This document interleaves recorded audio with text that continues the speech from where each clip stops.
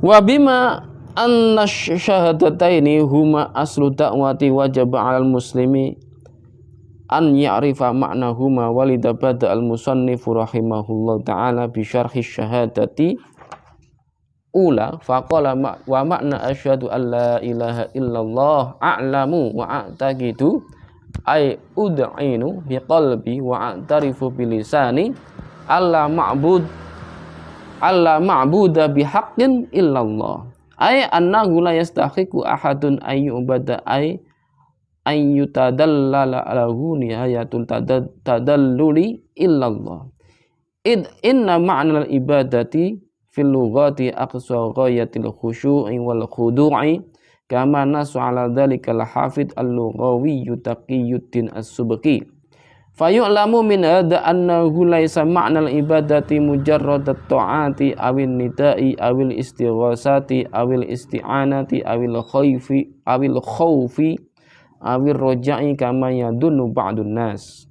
Nah, artinya bahwa makna syahadat itu adalah a'lamu wa a'taqidu, saya mengetahui, ya, mengetahui berarti dengan ilmunya, dengan pengetahuannya, wa a'taqidu dan saya meyakini, ai ud'inu menetap dalam hatinya, biqalbi dengan hatinya, wa a'tarifu bilisani dan aku mengucapkan atau menegaskan dengan lisanku apa yang ada dalam hatiku, alla ma'buda bihaqqin illallah, bahwa tidak ada yang berhak disembah dengan hak illallah, tidak ada yang wajib disembah dengan hak illallah, tidak ada yang boleh disembah dengan hak kecuali Allah. Jadi makna syahadat secara terjemahnya adalah tidak ada Tuhan yang berhak disembah kecuali Allah.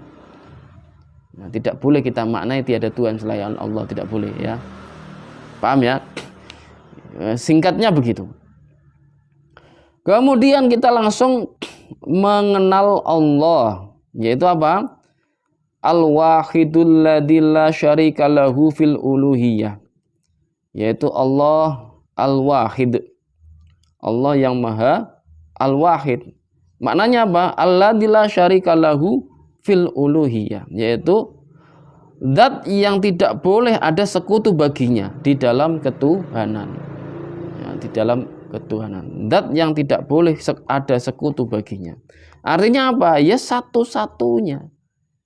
Satu-satunya itu bukan satu bilangan, tidak, tetapi tidak ada lawannya, tidak ada samanya, tidak ada sekutunya, tidak ada. Paham ya? Maksudnya begitu. Kemudian al-ahadul ladzi la yuqbalul inkisam at-tajazzu'a li annahu laisa jisman la huwa jismun kasif kal insan wa syajar wal hajar wala huwa jismun latif kan nur wa dhallam war rih.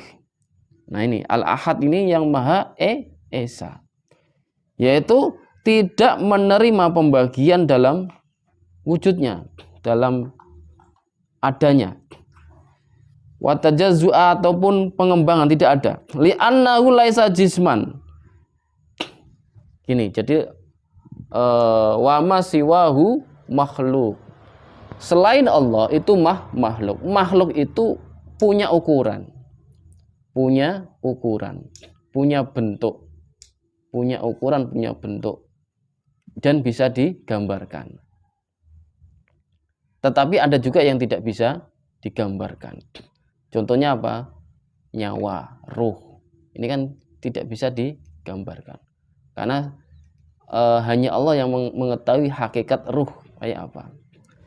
Jadi selain Allah itu makhluk, dan makhluk itu punya ukuran, dan sesuatu yang berukuran itu disebut benda. Nah, benda itu ada yang bisa dibagi-bagi, ada yang tidak bisa dibagi-bagi. Benda yang tidak bisa dibagi-bagi disebut jauhar al-farad. Nah, ini kemarin tak buka lagi, disebut jauhar al-farad. Namanya jauhar al-farad, fa'rodal. Jadi jauhar farad, ya. Jadi benda yang tidak bisa dibagi-bagi. Sedangkan benda yang bisa dibagi-bagi disebut jisim. Ya, disebut jisim.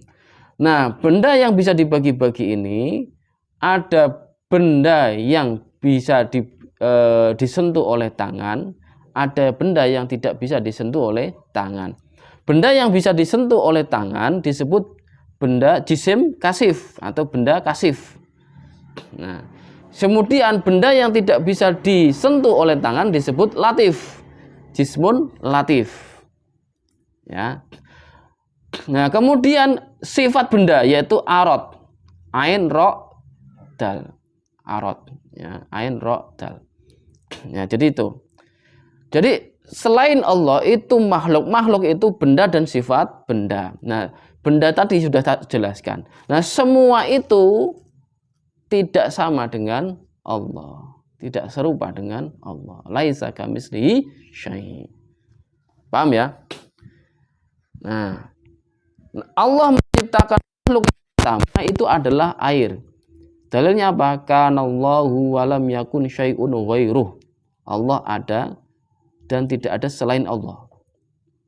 Keberadaan Allah itu azali. Kemudian wa kana arsyuhu 'alal ma'. Itu lanjutannya. Jadi kanallahu wa lam yakun syai'un ghairuh. Allah ada azali, tidak ada sesuatu apapun selain Allah. Titik.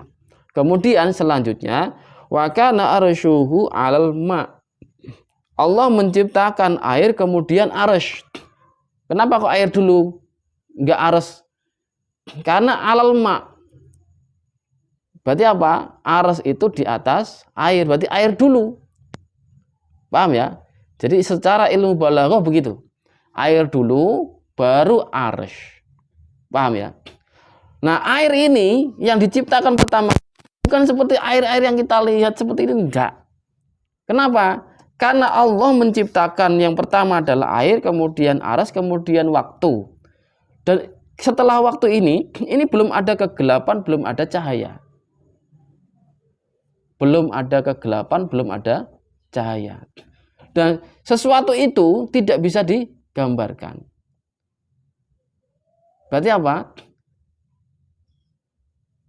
Air yang dimaksud yang pertama kali ini bukan air yang kita lihat sekarang ini, enggak. Paham maksudnya? Nah, jadi seperti itu. Jadi bukan air, ini air, enggak. Air menurut fikih kan banyak kan? Ada air hujan, air ini. Bukan itu semua. Paham maksudnya? Ya pokoknya air gitu aja lah. Paham ya? Nah, jadi yang dimaksud pertama kali adalah air. Ini ada dalilnya. Wa kullu syai'in hayy minal ma'. Jadi dalil Al-Qur'annya adalah setiap sesuatu itu terbuat dari air. Itu di dalam Al-Qur'an. Hadisnya tadi, wa kana arsyuhu 'alal ma'. Kemudian dalil Al-Qur'annya wa kullu syai'in hayy minal ma'. Dan sesuatu yang hidup itu dari air. Nah, atau wa kullu syai'in hayy minal ma'. Atau ada lagi saya lupa itu. Jadi sesuatu yang diciptakan dari benda yang diciptakan dari sesuatu yang diciptakan oleh Allah itu dari air. Seluruhnya berasal dari air. Paham maksudnya? Jadi gitu. Jadi arsy itu juga dari air awalnya. Paham ya? Nah, bukan Nur Muhammad, enggak. Dalilnya enggak ada itu. Nur Muhammad dalilnya yang dikatakan hadis qudsi itu maudhu. Maudhu itu palsu. Karena apa? Dalil maudhu'nya Nur Muhammad itu kan mengatakan bahwa Allah mengeluarkan dari zatnya yaitu nur. Lah kok bisa? Itu apa? Berarti apa? Menentang akidah. Akidahnya apa? Lam yalid wa lam yulad. Allah tidak beranak, tidak dianakkan. Paham maksudnya? Tidak mengeluarkan dan juga tidak dikeluarkan. Paham? Wala infisal wala itisol. Tidak di dalam alam dan juga tidak di luar alam. Tidak demikian, tidak. Jadi hadis Nur Muhammad itu mau untuk kenapa? Ya tadi. Nanti coba bisa digali lagi. Nah, kita nanti bisa diskusi tentang itu, ada waktu khususnya ya. Intinya bahwa dalil tentang Nur Muhammad itu maudhu, palsu istilahnya. Paham?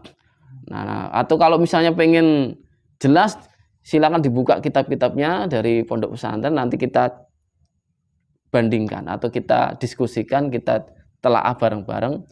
Yang kenapa kok maudhu? Nah, sedangkan air ini dalilnya jelas, di Al-Quran ada, di hadis sahih juga ada. Paham ya? Nah, jadi gitu. Kemudian setelah waktu diciptakan, kemudian baru ada kegelapan, ada cahaya, kemudian ada yang pertama dulu kolam dulu. Yaitu jadi air, arasy, waktu, kemudian kolam. Kolam itu seperti pen. Tapi namanya kolam. Bukan pena, bukan, tapi kolam gitu maksudnya. Setelah itu Lauhul Mahfudz. Nah, setelah itu berhenti selama ribuan tahun, baru diciptakan langit, bumi dan seterusnya sampai terakhir adalah manusia, yaitu siapa? Nabiullah Adam. Yaitu manusia pertama kali diciptakan adalah Nabiullah Adam. Bukan teori evolusi Darwin, enggak ya. Darwin kan manusia itu berasal dari kera, itu bohong besar itu. Enggak boleh itu. Kufur ketika orang meyakini demikian, kufur. Jadi manusia itu bukan berasal dari kera, tidak. Paham? Jadi hukum Islam kita harus terapkan dalam kehidupan. Nah, ini makanya ini tak kasih penjelasan bahwa ada teori yang namanya teori Darwin yang mengatakan manusia berasal dari kera. Tidak boleh itu, tidak boleh kita yakini. Orang yang meyakini demikian kufur dia. Paham ya? Jadi gitu.